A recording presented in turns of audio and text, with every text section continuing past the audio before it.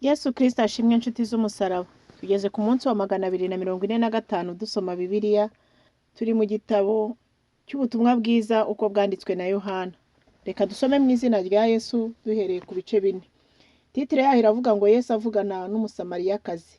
Nuko umwami Yesu amenya yuko abafarisayo bumvise ko yigisha kandi abatiza benshi arusha Yohana. Icyakora Yesu ubwe si we wabatizaga, ahubwo ni abigishwa be. Nicyo cyatumye ava i Yudaya agasubira i Galilaya, yiyumvamo ko akwiriye kunyura i Samariya. Nuko agera mu mudugudu w'i Samariya witwa Sukara, bugufi bw'igikingi Yakobo yahaye umwana we Yozefu. Kandi aho hari iriba rya Yakobo. Nuko Yesu ananijwe n'uko yagenze cyane, apfa kwicara kuri iryo riba. Hari nk'isaha 6. Umusamariyakazi aza kuvoma. Yesu aramubwira ati, mutuzi two kunywa. Kuko abigishwa be bari bagiye mu mudugudu kugura ibyo kurya. Umusamariyakazi aramusubiza ati, kuri umuyuda nkaba umusamariyakazi uransaba amazi ute? Icyatumye abaza atyo ni uko abayuda banenaga abasamariya. Yesu aramusubiza ati, iyo aba wari uzi impano y'Imana ukamenya n'ugusabye amazi uwo ari we, nawe uba umusabye nawe akaguha amazi y'ubugingo. Undi ati, databuja, ko udafite icyo uvomesha n'iriba rikaba ari rirerire, none se ayo mazi y'ubugingo wayakura he? Mbese ye uruta sogokuruza Yakobo wadufukuriye iri riba, kandi akaba yaranywaga amazi yaryo ubwe n'abana be n'amatungo ye? Yesu aramusubiza ati, umuntu wese unywa aya mazi azongera kugira inyota, ariko unywa amazi nzamuha ntazagira inyota rwose iteka ryose, ahubwo amazi nzamuha azamuhindukiramo isoko y'amazi adudubiza kugeza mu bugingo buhoraho. Umugore aramubwira ati, databuja, mpa kuri ayo mazi ntazagira inyota, kandi ntazagaruka kuvoma hano kuko ari kure. Yesu aramubwira ati, genda uhamagare umugabo wawe maze ugaruke hano. Umugore aramusubiza ati, nta mugabo mfite. Yesu aramubwira ati, uvuze ukuri yuko udafite umugabo, kuko wari ufite abagabo 5, n'uwo ufite ubu si uwawe. Ibyo byo ubivuze ukuri. Umugore aramubwira ati, databuja, menye yuko uri umuhanuzi. Ba sogokuruza bacu basengeraga kuri uyu musozi, namwe mukagira ngo i Yerusalemu niho hakwiriye gusengerwa. Yesu aramusubiza ati, mugore, nyizera, igihe kizaza ubwo bazaba batagisengera data kuri uyu musozi cyangwa i Yerusalemu. Dore mwebweho musenga icyo mutazi, ariko twebwe dusenga ibyo tuzi, kuko agakiza kava mu Bayuda. Ariko igihe kiraje ndetse kirasohoye, ubwo abasenga by'ukuri basengera data mu mwuka no mu kuri, kuko data ashaka ko bene aba ari bo bamusenga. Imana ni umwuka, n'abayisenga bakwiriye kuyisengera mu mwuka no mu kuri. Umugore aramubwira ati, nzi yuko Mesiya azaza ari we witwa Kristo, kandi ubwo azaza azatubwira byose. Yesu aramubwira ati, ni jye tuvugana. Uwo mwanya abigishwa be baraza batangazwa n'uko avugana n'uwo mugore, ariko ntihagire umubaza ati, urashaka iki? Cyangwa ati, ni iki gitumye uvugana nawe? Nuko uwo mugore asiga ikibindi cye aragenda ajya mu mudugudu, abwira abantu ati, nimuze murebe umuntu umbwiye ibyo nakoze byose, murebe ahari ko ari Kristo. Bava mu mudugudu ngo baze aho ari. Batarahagera, abigishwa be baramwinginga bati, mwigisha, akira ufungure. Arababwira ati, mfite ibyo kurya mutazi. Abigishwa be barabazanya bati, mbese hari uwamuzaniye ibyo kurya? Yesu arababwira ati, ibyo kurya byanjye ni ugukora ibyo uwantumye ashaka no kurangiza umurimo we. Mbese ntimuvuga ngo hasigaye amezi 4 isarura rigasohora? Dore ndababwira nti, nimwubura amaso murebe imirima yuko imaze kwera ngo isarurwe. Umusaruzi ahabwe ibihembo, ateranirize imyaka ubugingo buhoraho, ngo umubibyi n'umusaruzi banezeranwe. Kuko iri jambo ari iry'ukuri ngo habiba umwe hagasarura undi. Nabatumye gusarura ibyo mutahinze, abandi barakoze, namwe mwazunguye umurimo wabo. Nuko benshi mu Basamariya bo muri uwo mudugudu bizera Yesu, kuko bumvise amagambo y'uwo mugore ahamya ati, yambwiye ibyo nakoze byose. Nuko Abasamariya bamusanze baramwinginga ngo agumane nabo, asibirayo 2. Hizera abandi benshi baruta aba mbere, kuko biyumviye ijambo rye. Maze babwira uwo mugore bati, noneho si amagambo yawe yonyine aduteye kwizera, kuko natwe twiyumviye twiyumviye tukamenya ko uyu ari we mukiza w'abari mu isi bose, w'abari mu isi koko. Iyo minsi ibiri ishize ava yajya i Galilaya, kuko Yesu yahamije yuko umuhanuzi atagira icyubahiro mu gihugu cy'iwabo.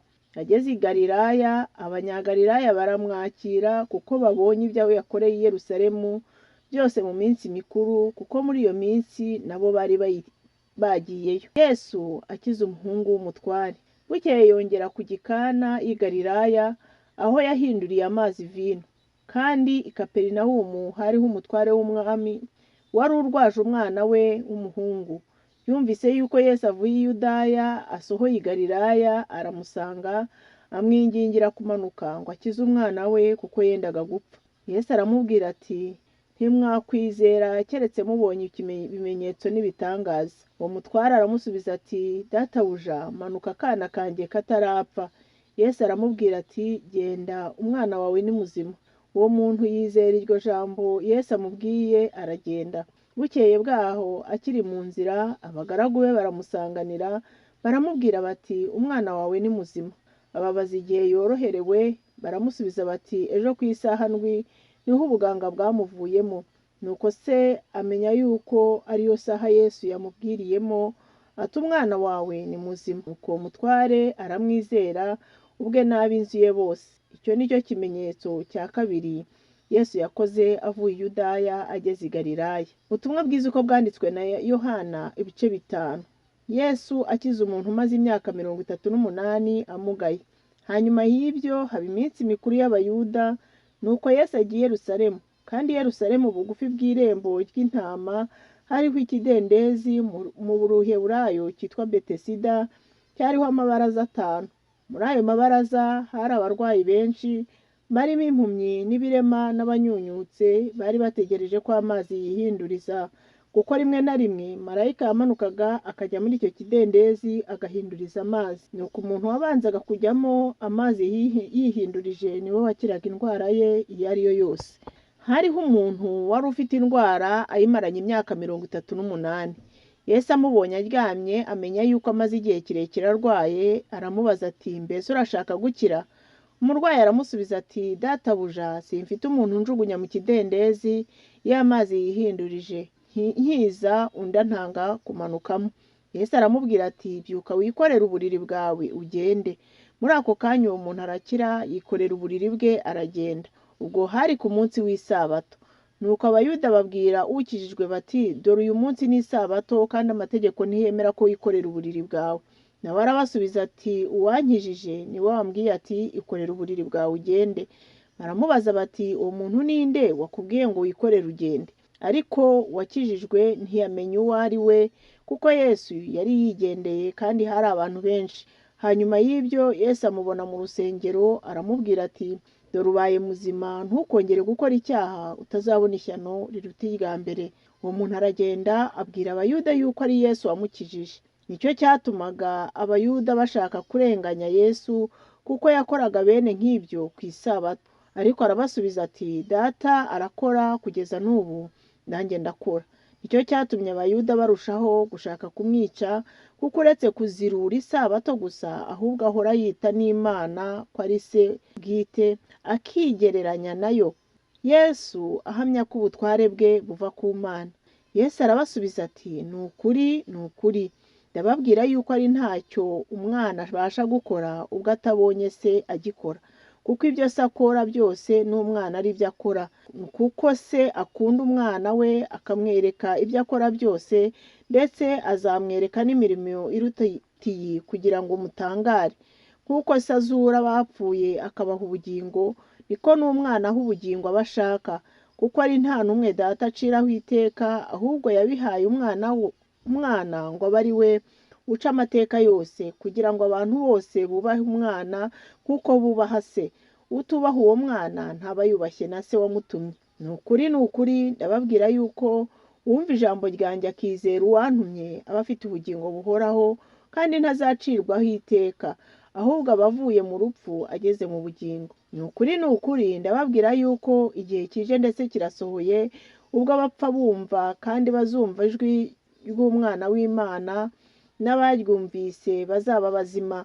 kuko nk'uko Data afite ubugingo muri we niko yabuhaye umwana ngo abugire nawe, kandi yamuhaye ubutware bwo guca amateka kuko ari umwana w'umuntu. Ntimutangazwe n'ibyo, kuko igihe kizaza ubwo abari mu bituro bose bazumva ijwi rye bakavamo, abakoze ibyiza bakazukira ubugingo, naho abakoze ibibi bakazukira gucirwaho iteka. Ibihamya Yesu: ntacyo mbasha gukora ubwanjye, ahubwo uko numvise niko nca amateka, kandi ayo nca ni ay'ukuri, kuko ntakurikiza ibyo nkunda ubwanjye, ahubwo nkurikiza ibyo uwantumye akunda. Nakwihamya ubwanjye guhamya kwanjye ntikuba ari uk'ukuri, ahubwo hariho undi umpamya, nanjye nzi yuko ibyo ampamya ari iby'ukuri. Mwantumye kuri Yohana nawe yahamije ukuri. Icyakora sinishingikirije ku buhamya bw'umuntu, ahubwo mbivugiye kugira ngo mukizwe. Uwo yari itabaza ryaka rimurika, namwe mwamaze igihe gito mwishimira umucyo we. Ariko mfite ibihamya biruta ibya Yohana, kuko imirimo Data yampaye ngo nyisohoze, iyo mirimo nkora ariyo impamya ubwayo yuko Data ari we wantumye. Kandi Data wantumye nawe yahamije ibyanjye ubwe. Ntimwigeze kumva ijwi rye, habe no kubona ishusho ye, ndetse ntimufite n'ijambo rye riguma muri mwe, kuko uwo yatumye mutamwizeye. Murondora mu byanditswe, kuko mwibwira ko muri byo arimo mufite ubugingo buhoraho, kandi ari byo bimpamya. Nyamara mwanze kuza aho ndi ngo muhabwe ubugingo. Sinshaka ishimwe ry'abantu, ariko mwebwe ndabazi yuko mudakunda Imana mu mitima yanyu. Jye naje mu izina rya Data, ntimwanyemera, ariko undi naza mu izina rye ubwe we muzamwemera. Mbese mwabasha mute kwizera kandi mumaranira gushimwa n'abantu, mu cyimbo cyo gushaka ishimwe riva ku Mana ubwayo? Mwe gutegereza yuko nzabarega kuri Data, kuko hariho ubarega, ndetse ni Mose uwo mwiringiye.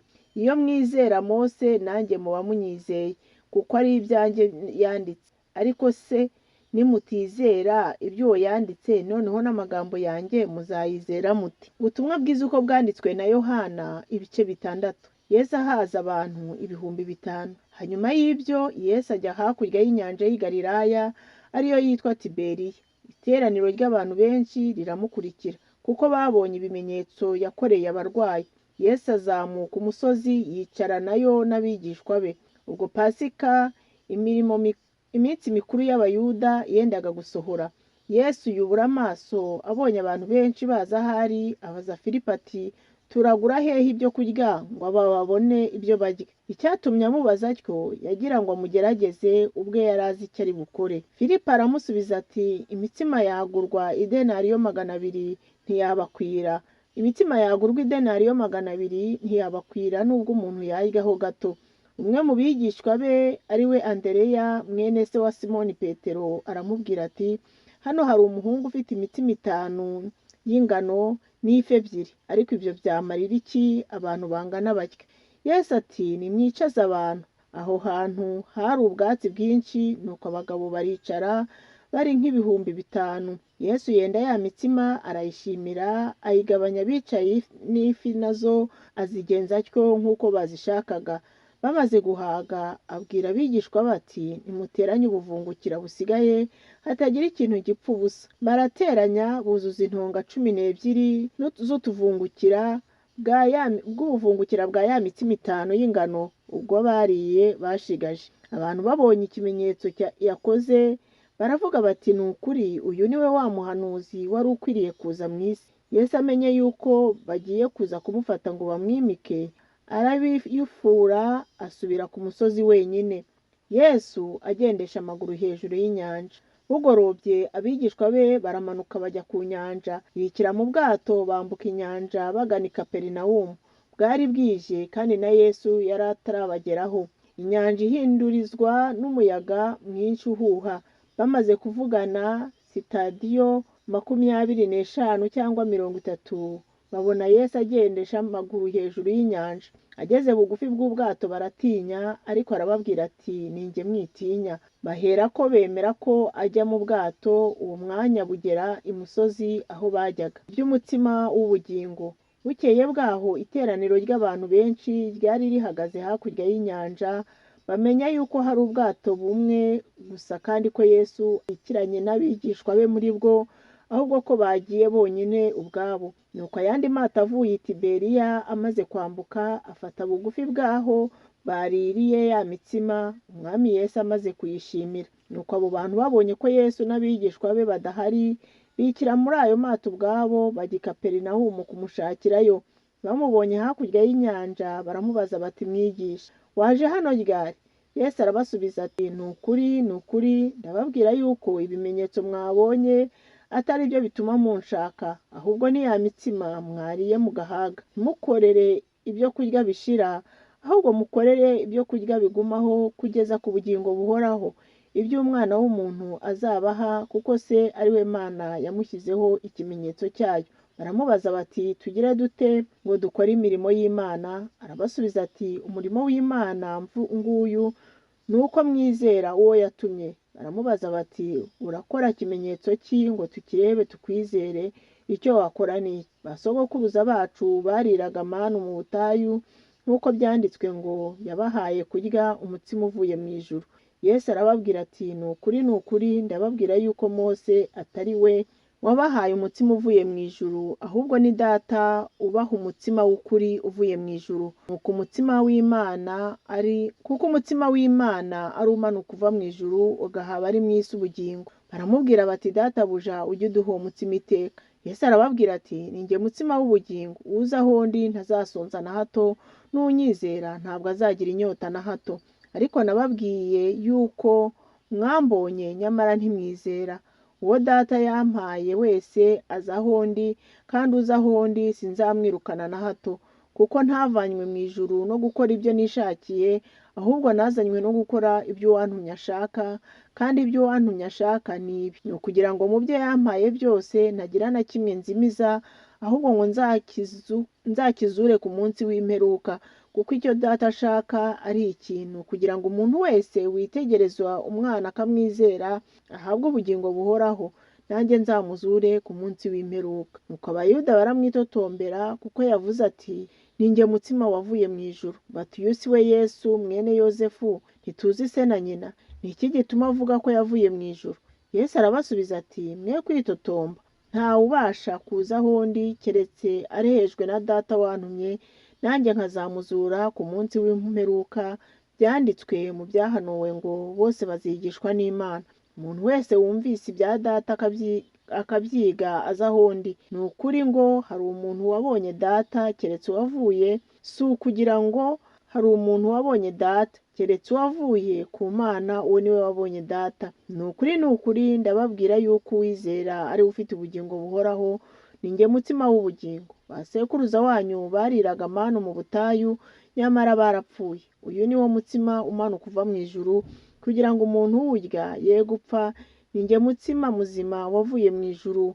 Umuntu narya uwo mutsima azabaho iteka ryose, kandi umutsima nzatanga kubw'abari mu isi, kugira ngo babone ubugingo ni umubiri wanjye. Abayuda bajya impaka bati, mbese uyu yabasha ate kuduha umubiri we ngo tuwurye? Yesu arababwira ati, ni ukuri ndababwira yuko nimutarya umubiri w'Umwana w'umuntu, ntimunywe n'amaraso ye, nta bugingo muba mufite muri mwe. Urya umubiri wanjye akanywa amaraso yanjye aba afite ubugingo buhoraho, nanjye nzamuzura ku munsi w'imperuka. Kuko umubiri wanjye ari ibyo kurya by'ukuri, n'amaraso yanjye ari ibyo kunywa by'ukuri. Urya umubiri wanjye akanywa amaraso yanjye aguma muri njye, nanjye nkaguma muri we. Nk'uko Data uhoraho yantumye, nanjye nkaba ndiho ku bwa Data, niko undya nawe azabaho ku bwanjye. Uyu ni wo mutsima wavuye mu ijuru, si nk'uwo ba sekuruza banyu bariye bagapfa, ahubwo urya uyu mutsima azabaho iteka ryose. Ibyo yabivugiye mu isinagogi yigishiriza i Kaperinawumu. Nuko benshi mu bigishwa be bumvise baravuga bati, iryo jambo rirakomeye, ushobora kuryihanganira ninde? Yesu amenya mu mutima we yuko abigishwa be babyitotombeye, arababaza ati, mbese ibyo bibabereye igisitaza? None mwabona umwana w'umuntu azamuka ajya aho yahoze mbere, byamera bite? Umwuka niwo utanga ubugingo, umubiri ntacyo umaze. Amagambo mbabwiye niyo mwuka kandi niyo bugingo. Ariko hariho bamwe muri mwe batizera. kuko uhereye mbere na mbere Yesu yari azi abatizera abari bo n'uzamugambanira uwo ari we. Nuko aravuga ati, nicyo cyatumye mbabwira yuko hatariho ubasha kuza aho ndi keretse abihawe na Data. Benshi mu bigishwa be bahera ubwo basubira inyuma, barorera kugendana nawe. Yesu abaza abigishwa be 12 ati, kandi namwe murashaka kugenda? Simoni Petero aramusubiza ati, Databuja, twajya kuri nde ko ari wowe ufite amagambo y'ubugingo buhoraho, natwe tukaba twizeye tuzi yuko uri Kristo uwera w'Imana. Yesu arabasubiza ati, mbese si njye wabitoranyirije uko muri 12? None dore umwe muri mwe ni umwanzi. Uwo yavugaga ni Yuda Isikariyoti mwene Simoni, kuko ari we wari ugiye kuzamugambanira, ari umwe muri abo 12. Imana ibahe umugisha. Tuzakomeza ejo dusoma ibice bikurikiyeho. Mugire umunsi mwiza. Ndabakunda mu izina rya Yesu.